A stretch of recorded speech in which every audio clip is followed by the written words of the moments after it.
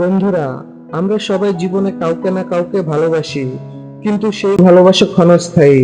একদিন হয়তো মানুষ বদলে যায়, সময় বদলে যায়, কিন্তু ভগবানের প্রতি ভালোবাসা কখনো নষ্ট হয় না। ভগবানকে ভালোবাসতে হলে প্রথমেই দরকার শ্রদ্ধা, তার নাম উচ্চারণ করা।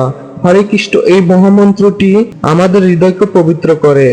দ্বিতীয়ত দরকার স্মরণ, প্রতিদিন ভগবানের নাম স্মরণ করি এবং ভগবানের কথা চিন্তা করি। তৃতীয়ত ভগবানকে ভালোবাসতে হলে চাই সেবা, সেটা ছোট হোক কিংবা বড়। ভক্তি করে করলে সেটাই ভগবানের কাছে অমূল্য দান। আর সবচেয়ে বড় কথা হচ্ছে, ভগবানকে ভালোবাসতে হলে হৃদয় হতে হবে নম্র, অহংকার নয়। বিনম্রতা আমাদের ভক্তিকে পূর্ণ করে।